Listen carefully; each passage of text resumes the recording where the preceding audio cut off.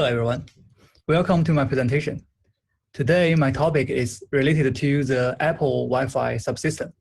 The title is Dive into Apple IO80211 Family version 2. My name is Wang Yu from DD Research America. I can be reached through this email address. In the first part of the presentation, we will focus on the architecture of the subsystem. IO80211 family is a very old kernel component, but things has changed since last year. Apple refactored the architecture of the Wi-Fi client drivers and renamed the new generation design to version 2. So our questions follow. Why does Apple need to refactor the code? What are the new changes? And what is the impact of these changes? For us, we may pay more attention to security impact. I will try to answer these questions. I hope this presentation will help you better understand the architecture and the security challenges of the Apple Wi-Fi subsystem. If we call the previous generation as version 1, we will say that version 1 and version 2 as family drivers play a very important role in Apple's communication model. They are responsible for managing almost all Wi-Fi communication functions. Here are some specific examples. For example, we need to set up and manage SSID, channel, antenna, rate, something like that. With these basic concepts in mind, let's examine the subsystem from a higher perspective. The above management features are common to the two generations of design, but soon we will find some differences. Here I list some typical modules of version 1 era, from user mode to kernel mode. For daemon, we have airport. After entering the kernel, we have the version 1 family kernel extensions and plugin drivers. In short, version 1 is mainly designed to support Apple airport and the related equipment. We can also find this from the name of plugin drivers, like airport Broadcom. However, with the development of mobile devices, we can see that the design concepts of the Wi-Fi subsystem has changed. IO80211 family version 2 is mainly designed for communication and data sharing between the new generation mobile-based Apple devices. And airport no longer appears in the name of the kernel extensions. It's all removed. Here are two examples. We can see that the new subsystem is better supported, such as Skywalk. Reverse engineering shows that many functions integrate at least 3 branches, which lead to different subsystems. And the Skywalk is the one that was recently introduced. For new features, Sidecar was recently introduced as well. Two conclusions here. Number 1, family version 2 is a brand new design for the mobile era. Number 2, family version 2 and WLAN core integrate the original airport Broadcom drivers with more features and better logic. One more thing is that please also keep in mind, new features always mean new attack surfaces. If we want to further understand the Wi-Fi subsystem, where should we start? My approach is that I followed 2 articles by Jonathan.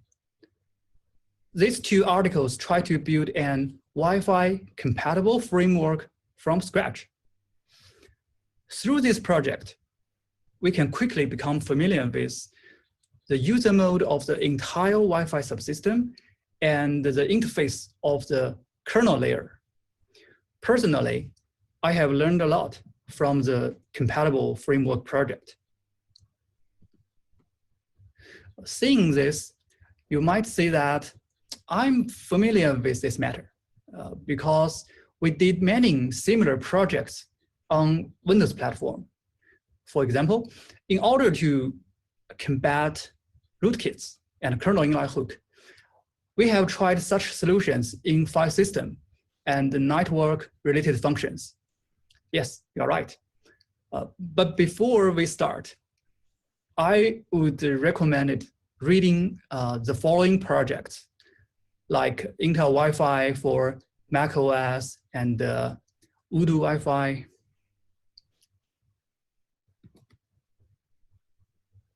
In the next section, we will focus on attack surface and security assessment. First of all, we should consider all inputs are potentially dangerous, or we can call it zero trust. For kernel, the attack surface can be divided into at least two categories, from remote and local firmware to operating system kernel, and from daemon and framework to operating system kernel. The third category belongs to some exceptions. So I listed it as all other handlers and the parsers. For the category from remote and firmware to kernel, I have two examples. The first one is from the research of Google Project Zero. Gail Biniamni discovered a large number of vulnerabilities caused by handle event packet. This function can be reached remotely. The second example is handle firmware trap. This function handles requests and events from the firmware. They are all excellent attack surfaces. For the other direction, from user mode to kernel, as early as 2007, magazine Uninformed had an article about the set scan request vulnerability, which is well worth reading. In addition, we also have examples for Airport Broadcom NIC. The two links below are from ZDI. For the third category, it covers a wide range. For example, AWDL protocol, Skywalk, and the routing handle data packet. These are the attack surfaces that I discovered during daily debugging. Behind them are often very complex designs. 2 years ago, I wrote a kernel extension called Kmon. In addition to monitoring features, Kmon has an inline hook engine, which can hook almost any function, kernel function you want. The source code can be found on GitHub. And last year, I practiced macOS, IPC, and XPC communication monitoring based on this project. Here is a link to Black Hat Arsenal 2019. And in order to learn more about the attack surfaces of the Wi-Fi subsystem, I wrote several sniffers based on Kmon. So that's why I introduced the Kmon to you. This picture is one of them. It can intercept all GET and SET requests sent to the Wi-Fi family drivers. But because Kmon has pre and post callback capabilities, I can pass the input parameters and other useful information in the pre-callback handler. As we can see, I can capture process name, type, user buffer, and the length, user buffer length. I can also modify return data of the target function in the post callback handler. Like the compatible framework project, these sniffers helped me a lot. So let's make a summary. Since I have KMon in hand, I can perform code coverage analysis on the closed source drivers. I implement several sniffers. So I can convert them to passive fuzzer. And for example, I can do bit flipping of input parameters easily.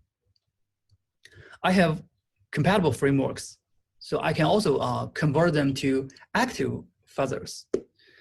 In practice, I found that combining the two fuzzing methods often has better results. Okay. In the next section, we will discuss the latest vulnerability cases that I found this year.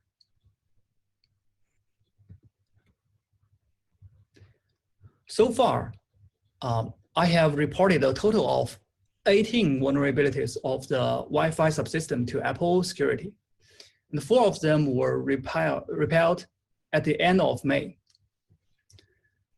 The types of vulnerabilities covered heap overflow, heap data OOB access, kernel information disclosure, stack overflow without cookie protection, arbitrary kernel memory write, and the integer overflow. It can be said that I have been dealing with all kinds of stranger panics in the past few months. I can classify this vulnerability from another perspective. Like number 1, vulnerabilities affecting Olin version 2, and the vulnerabilities affecting both version 1 and version 2. And the number 3, vulnerabilities affecting Olin version 1. Further, if we deeply analyze the first category, vulnerabilities affecting Olin family version 2, we can find that it can be disassembled as 1.1, introduced into V2 when porting existing V1 features, and 1.2, introduced into V2 when implementing new features. We will discuss them one by one. But let's start with CVE 2020-9834. It belongs to category 1.1.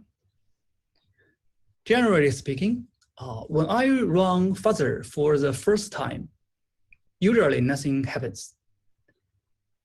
I need to spend a lot of effort to find out what is the reason for not having panics. Maybe the target is really robust, or maybe the code coverage rate of my fuzzer is too low. But this time was different. I got a panic report at the same time I ran the fuzzer. And after an hour, there were too many reports to handle. I have 4 cases here.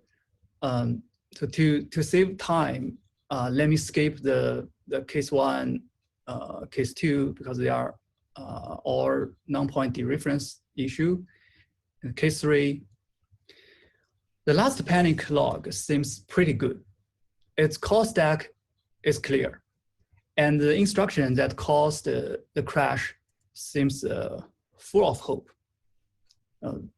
Seems we can control the REX register. Then I started to tailor my fuzzer. I narrowed down the scope step by step until I found the routing set scan request. In the output of the ADA hex array on the right, we can see that on lines 34 and 35, the input from user mode should not be greater than 9D4. This is a very large input structure. To understand the root cause of the problem, we need to figure out the detail of the structure.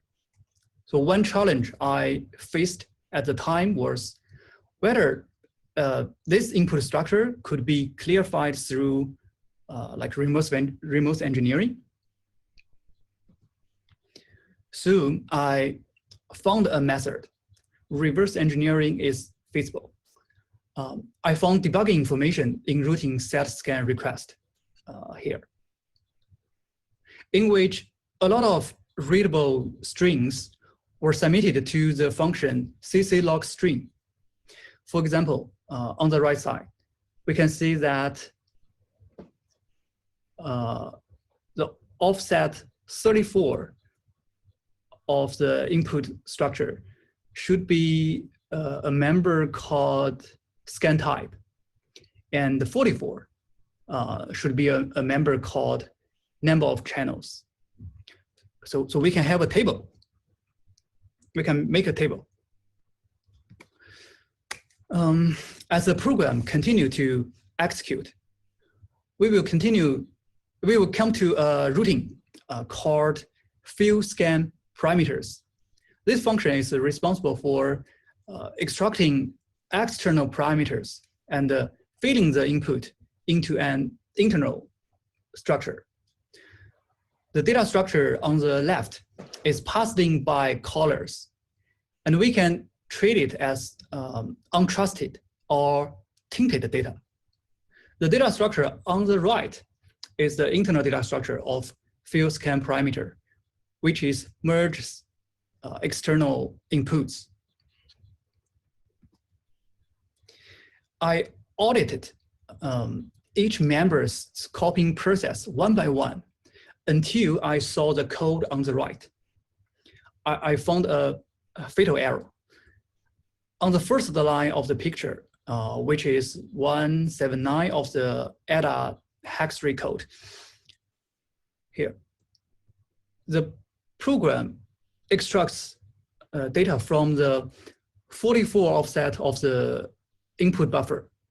Combining the previous knowledge, we know that the private symbol of this member is number of channels.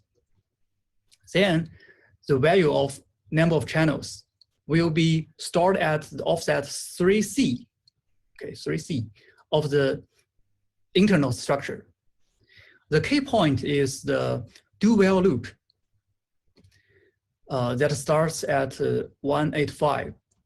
The loop starts at 0 and accumulates until it equals number of channels here. So is there an upper limit for number of channels? Unfortunately, I don't see such logic in the code. In other words, the external input number of channels determines the number of execution of the do-while loop, which can be 0 or can be 100,000. You know, 100,000 is absolutely unacceptable. It's heap overflow. And by the way, there is an interesting fact is in this code. On line 188, we can see that when the code reads data from the input buffer, it will skip C bytes each time. This detail is actually very important. When writing exploit code, we need to set the memory layout according to this feature. After having all this analysis, we finally got a sense of this heap overflow vulnerability. In the input buffer on the left, if we lay out memory like this, we will have full write capability to the target internal structure. And because number of channels can be fully manipulated, so we can precisely control the number of bytes overflowed. Okay, let me summarize the root cause of CVE 2020-9834. The vulnerable function lacks the necessary checks for number of channels in the input parameter input structure, which leads to out-of-bound operations. Out-of-bounds operation has two places, source and destination buffer. For source buffer, this means out-of-bound access. And for destination buffer, this means heap overwrite. The quality of this vulnerability is pretty good because the write primitive is relatively complete. And for vulnerability with incomplete write primitive, please refer to my previous write-up. So at this point, we can write the analysis report and even exploit code.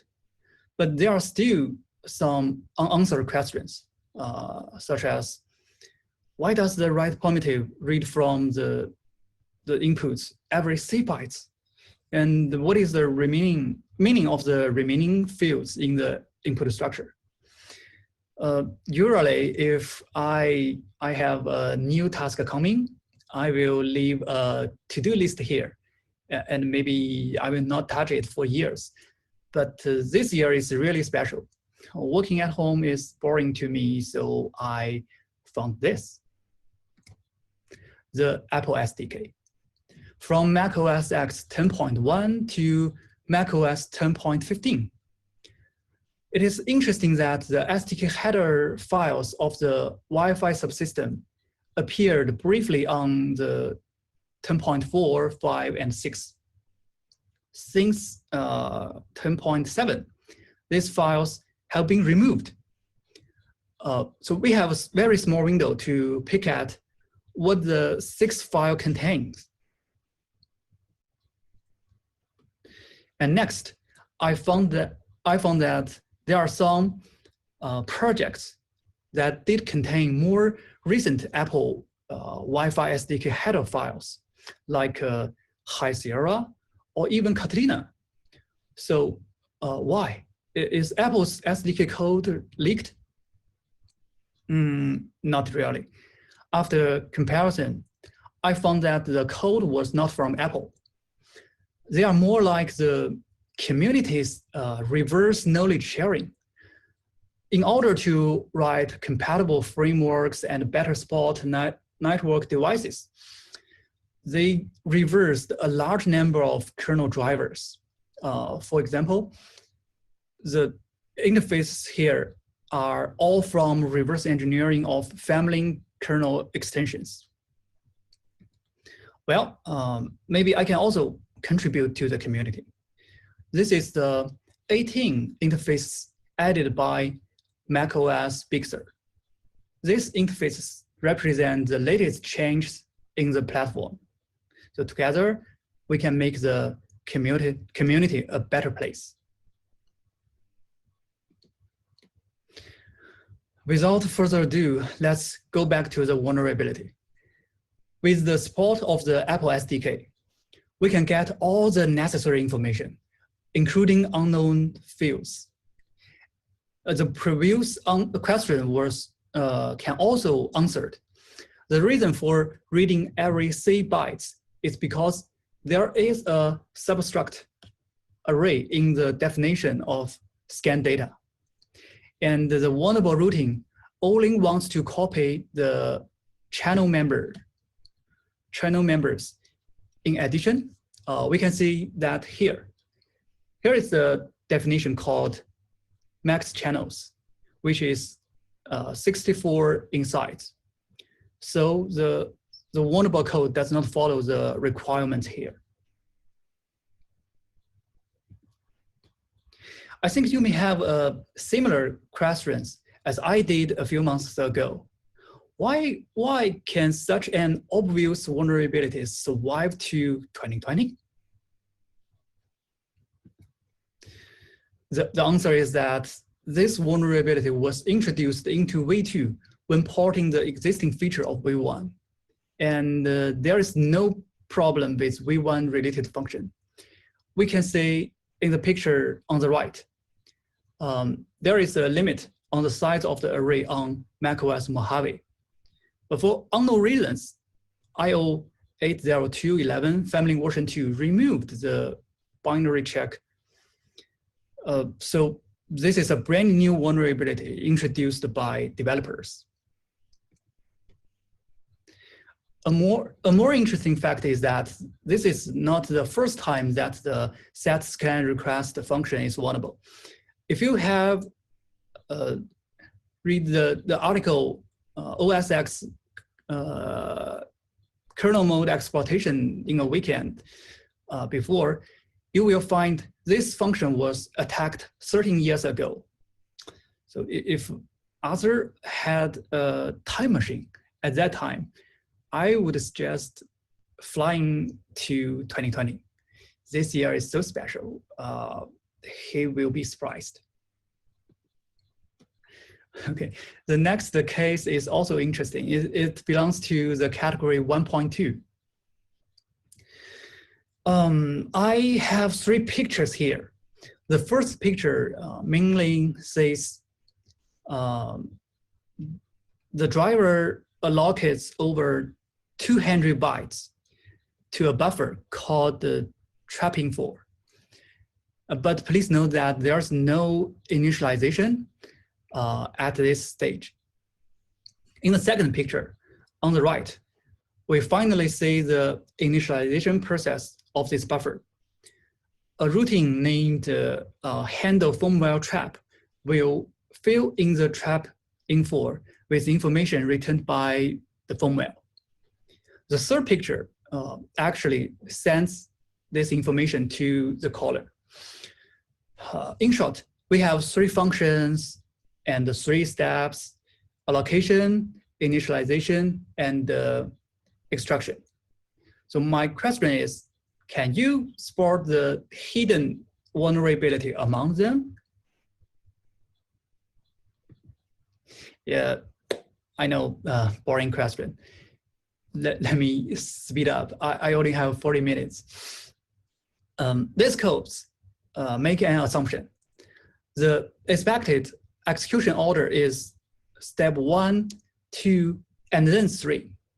So my question can actually be changed to, is it possible to extract the information before it is initialized?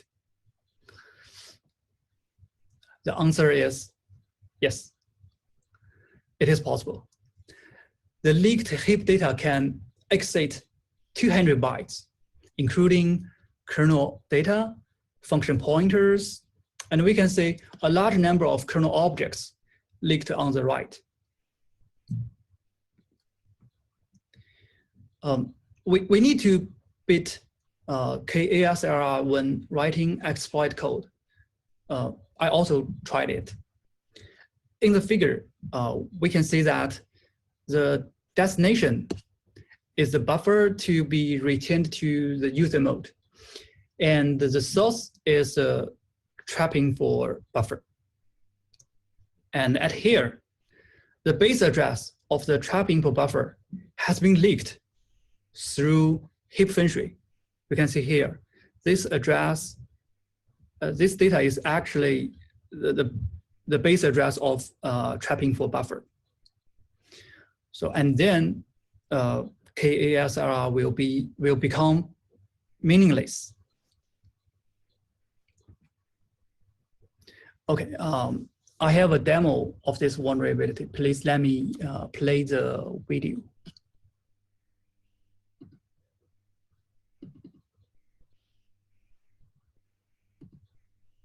Okay. The operating system is unpatched. It's an old version, and let me run the exploit. Yeah, we can see a large number of kernel functions, function pointers leaked. They are all kernel objects.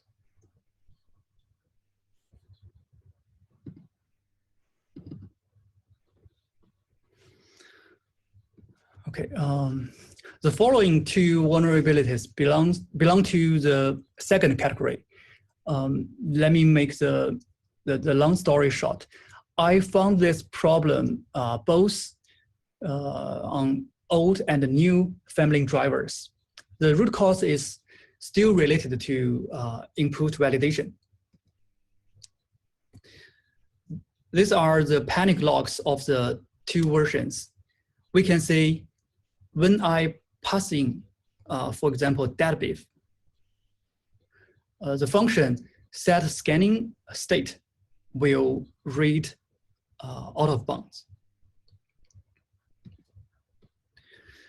This vulnerability can be used to detect heap data or memory layout, but I have to say its quality cannot be compared with the previous one. Okay, the third category is vulnerability affecting all-in-way one. In other words, version 2 fixes vulnerable functions.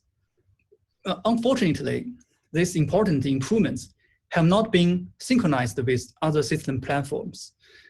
So we can use them to attack targets like the latest macOS Mojave and the macOS High Sierra. Apple plans to address this case in a future security update.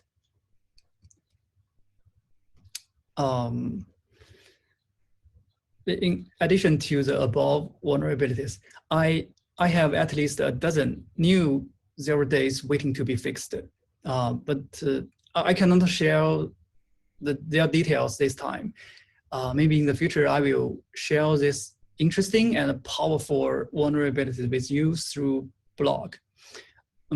Let's work together to protect the endpoint security of Apple platforms. Thanks. I mentioned I implemented several Wi-Fi fuzzers. So let's say how it works on macOS Big Sur. Please let me play the video. Okay.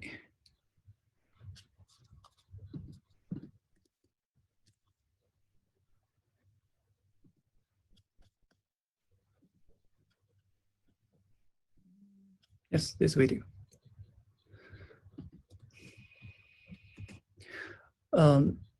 This is a target machine. And the OS is the latest macOS Big Sur. We can say the build number is 4300B, is the latest one. And let me run my fuzzer. Yes. Okay. After a few seconds, the system crashed. This is the target machine, and on the left side is the LLDB remote debugger. You can see the current instruction shows that this is a panic. Okay.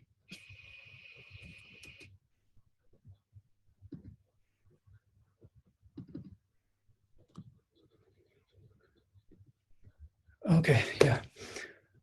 Another interesting question is, do these vulnerabilities affect iOS? The answer is yes, again. We just need to add an entitlement to the POC, like com.apple.wlan authentication. And then for CVE 2020-9834, we can get such a panic on iOS. The version number is iPhone OS 13. Build number is 17D50. It's a heap override vulnerability.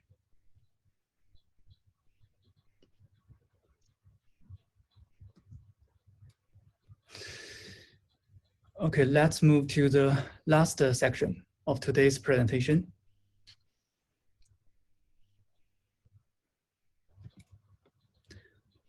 Takeaways. The first point is related to the architecture of the Wi-Fi subsystem. Family version 2 and the WLAN core integrates the original AirPod Broadcom drivers with more features and more reasonable logic. The second I want to say is new features always mean new attack surfaces. And number three, the Apple SDK helped me a lot. For me, combining reverse engineering and the Apple SDK means a better life. The last one, we reviewed several brand new kernel vulnerabilities. And in the future, we will have some more interesting cases. Time's up. Thank you very much. Thank you for your time. Thanks. Hi, hello everyone. Welcome to my presentation. Yes, we have one question. It's about my fuzzing method. Okay, yeah. My fuzzing method consists of three parts. The first one is I wrote my own Apple IO80211 compatible framework according to the method of Jonathan. This project can be transformed into an active fuzzer. And I implement Wi-Fi request sniffer based on KMon. So this project can easily be transformed to a passive fuzzer. For example, I can do bit flipping for the whole subsystem. And I also implement a simple code coverage analysis tool based on KMon's inline-hook engine. So right now, the current version is still very basic. The current version works at the function level and supports about hundreds of I/O control handlers and abnormal exit branches. But this version already helped me find kernel vulnerabilities. So yes, I combined the two different ways together, and I have a simple code coverage analysis solution. Yeah, that's my fuzzing method.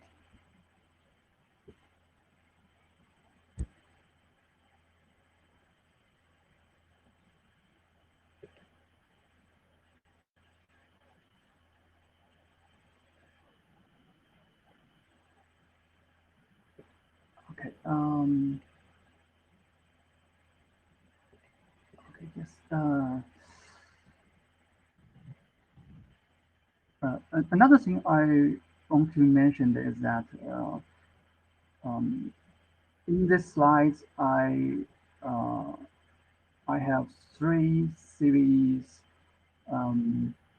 CVE 2020-9832 is related to kernel extension, IO Wi-Fi family version 2. And the CVE number 9833 is related to the underlying plugin drivers, the Apple BCM, WM bus interface PCIe. And the CVE number 9834 is related to the function of Apple BCM WLAN core. So in other words, the entire kernel core stack of IO Wi-Fi version 2 has been found to have problems. So, to me, I think there's still room for improvement.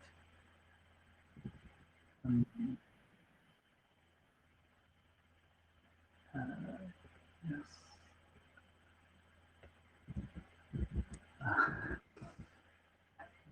That's it. Thank you for your questions, and thanks for watching.